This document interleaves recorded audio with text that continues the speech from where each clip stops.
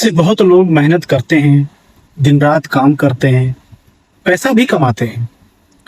लेकिन महीने के अंत में जब हम जेब अपना देखते हैं ना, तो बचता कुछ नहीं है। कभी कभी ऐसा लगता है कि हम लोग क्या कर रहे हैं। महीने भर काम करते हैं, महीने के अंत में जब क्या होता है, हम लोग अपना जेब देखते हैं तो पैसा कुछ भी नहीं है। तो कभी आपने सोचा है कि ऐसा क्यों होता है? पैसा कमाना जितना मुश्किल है, उतना कई बार उसको बचाना और मुश्किल है। यानी कि पैसे कमाना आसान है एक हिसाब से, लेकिन उसको बचाना बहुत कठिन है। कमाई होने के बाद भी बचत ना होना सिर्फ इनकम की समस्या नहीं है, ये हमारी आदतों का सोच और ये सबसे बड़ी समस्या है। आज हम समझेंगे पैसा कमाना आसान लगने के बाद भी बचाना इतना मुश्किल क्यों हो जाता है। तो पैसा ना बचना, बचा ना पाना, इन सब का जो रीजन है, पहला कारण क्या है? हम जब बचत को प्राथमिकता दें तब पैसा बचे। तो हम लोग क्या करते हैं, बचत को प्राथमिकता देते ही नहीं। अक्सर लोग सोचते हैं कि पहले खर्च कर लेते हैं, जो जरूरत की चीजें वो ले लेते हैं, उसके बाद जो बचेगा तो देखा जाएगा। लेकिन सच ये है कि अक्सर कुछ बचता ही नहीं। क्योंकि खर्चों की कोई सीमा होती नहीं। आप जितना कमाओगे खर्च भी बढ़ता जाएगा। तो जरूरतें कभी नहीं खत्म होती है। इंसान की जरूरतें कभी भी खत्म ही नहीं होती है। इच्छाएं और बढ़ती जाती है। जितना आप कमाते जाओगे, आपकी इच्छा भी उतनी बढ़ती जाएगी, आपकी जरूरत भी उतनी बढ़ती जाएगी। तो अगर बचत को प्राथमिकता नहीं देंगे आप, तो पैसा हमेशा खर्च हो जाएगा। क्योंकि पैसा रुकता नहीं है, पैसा चलता रहता है। पैसे के बचाने का सही तरीका क्या है? पहले तो बचत कीजिए, फिर खर्च कीजिए। ये एक क्या है, फॉर्मूला है, एक रूल है। यानी कि पहले क्या कीजिए, आपकी कमाई का जो है पहले कुछ हिस्सा पहले बचत कीजिए, उसके बाद जो बचे उसको खर्च कीजिए। हालांकि ये मुश्किल है, लेकिन करना तो पड़ेगा। और यही छोटी आदत भविष्य में बड़ा बदलाव ला सकती है। अब दूसरा कारण क्या है? छोटी छोटी और फजूल खर्चियां। कई बार हमें लगता है कि हम बड़े खर्च तो नहीं कर रहे हैं, छोटे छोटे खर्चे हैं, 10 20 50 100 का खर्च है। लेकिन यही छोटा छोटा जो खर्च है ना, यही जब एक बार उसको जोड़ेंगे तो वो बहुत बड़ा खर्च दिखता है।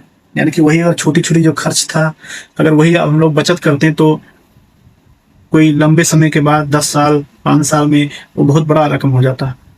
तो थोड़ा थोड़ा करके खर्च किया गया पैसा धीरे धीरे बहुत बड़ा हो जाता है। यही वजह है कि बिना सोचे किए गए छोटे खर्च हमारी सेविंग को कमजोर कर देते हैं। तो इसलिए जरूरी है कि हम लोग आज से ही सोचें, हम लोग आज से ही समझें, हर खर्च को समझदारी से देखा जाए। जो खर्च हम कर रहे हैं वो खर्च करने लायक है या नहीं है। तो तीसरा कारण क्या है? हम लोग एक सबसे बड़ा जो रोग है इस समाज का, हम लोग दिखावा की जो आदत है, मतलब दिखावा करना। आजकल लोग जरूरत से ज्यादा दूसरों को दिखाने के लिए भी खर्च करते हैं। महंगी चीजें खरीदना, जो सबसे ज्यादा महंगा होता है उससे ब्रांडेड चीजें खरीदना। हालांकि हम लोग जो सस्ती चीज खरीद के यूटिलाइज करें तो भी काम हमारा चल जाएगा, लेकिन हम लोग क्या करते हैं, दिखाने के चक्कर में महंगे महंगे चीज जो ब्रांडेड होते हैं, जो बेमतलब के पैसे ज्यादा होते हैं उसका, वो सामान खरीदना और अपने इनकम से ज्यादा पैसा मतलब खर्च करना, जो इनकम है उससे डबल खर्च करना। ये आदतें जो हैं वो बचत को खत्म कर देती है, उसको एकदम मिटा देती है। तो याद रखिए, दिखावे से सम्मान नहीं मिलता, दिखावे से सिर्फ सामान मिलता है, सम्मान नहीं मिलता। समझदारी से स्थिरता मिलती है। जो व्यक्ति अपने भविष्य के बारे में सोचता है वो दिखावे से ज्यादा बचत के बारे में ज्यादा सोचता है। वो उसको बचत को महत्व भी देता है, इंपॉर्टेंस भी देता है। अब रह गया सवाल, चौथा कारण क्या हो सकता है? लक्ष्य का ना होना। मतलब जो हम लोग काम करते हैं, पैसा बचाते हैं, अब पैसा बचाना है, क्यों बचाना है? उसका कोई लक्ष्य तो होना चाहिए। जब तक बचत का कोई लक्ष्य नहीं होता है तो पैसा बचाने की आदत भी नहीं होती है।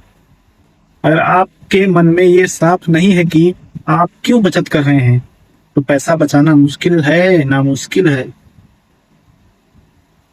लेकिन जब लक्ष्य स्पष्ट होगा, जैसे घर परिवार, सुरक्षा और भविष्य, यानी कि आगे की जो सुरक्षा होती है, क्योंकि आगे चल के जब समस्या हम लोगों की जिंदगी में आती है तो कोई नहीं देखता, पैसा ही होता है जो आपको संभालता है।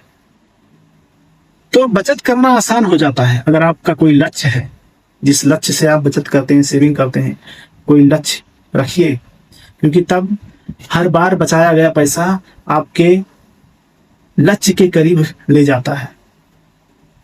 अब पांचवा कारण, हम लोग भावनाओं में खर्च करते हैं। मतलब भावनाओं में खर्च करना एक बहुत बड़ी बीमारी भी है। बहुत बार हम जरूर से ज्यादा भावनाओं में आकर खर्च करते हैं, कभी खुशी में तो कभी तनाव में, कभी दूसरों को देखकर। कभी हम ज्यादा खुश होते हैं तो चलो भैया आज खुश हैं तो आज कुछ खा लेते हैं, कुछ खरीद लेते हैं, और कुछ तनाव में होते हैं तो वहां भी वही काम करते हैं हम लोग, और कभी दूसरों को दिखाने के लिए भी वही काम करते हैं। तो लेकिन भावनाओं में लिए गए जो फाइनेंशियल डिसीजन होते हैं अक्सर नुकसान देते हैं। समझदारी यही है कि खर्च भावनाओं से नहीं, जरूरत से और योजनाओं से किया जाए। जब हम लोग पूरा प्लानिंग से काम करेंगे, खर्च करेंगे, तब हम लोग जाके आगे सेविंग कर पाएंगे। तो दोस्तों, अब इस वीडियो का मेरा मैसेज यही है, सच बात तो यही है कि पैसा बचाना कमाई से ज्यादा डिसिप्लिन मांगता है, अनुशासन मांगता है। कमाई तो आप लोग जैसे भी कर लेंगे, हम लोग जैसे भी कहीं से भी काम करके कमाई तो कर ही लेते हैं हिसाब से, लेकिन उस कमाई का जो हिस्सा होता है, अब ये नहीं कि सब बचा लो, कोई भी नहीं बचा सकता, सब पैसा जो कमाते हैं हम लोग कोई भी नहीं बचा सकता, लेकिन कुछ हिस्सा जो है उसको तो बचाना जरूरी है, भविष्य के लिए बचाना एकदम जरूरी है। तो छोटी बचत ही बड़े भविष्य की नींव रखती है। हम लोग का जो छोटा छोटा बचत है अभी जो हम करेंगे, क्योंकि जब हम लोग काम करने के योग्य होते हैं तभी हम लोग कमाई करते हैं, और उस समय हम लोग जब बचत नहीं करेंगे तो जब हम लोग उस अवस्था में नहीं रहेंगे जब हम लोग काम कर पाएंगे, तो उस समय आपको सबसे ज्यादा सहारा जो है वो आपका जो बचत है वही देगा। अगर आज पैसा बचाना मुश्किल लग रहा है तो इसका मतलब ये नहीं है कि आप नहीं बचा सकते, इसका मतलब सिर्फ इतना है कि आप अपनी फाइनेंशियल हैबिट सुधारने की जरूरत है। दोस्तों, याद रखिए कि अमीर वो नहीं होता जो ज्यादा कमाता है, अमीर वो होता है जो समझदारी से बचाता है।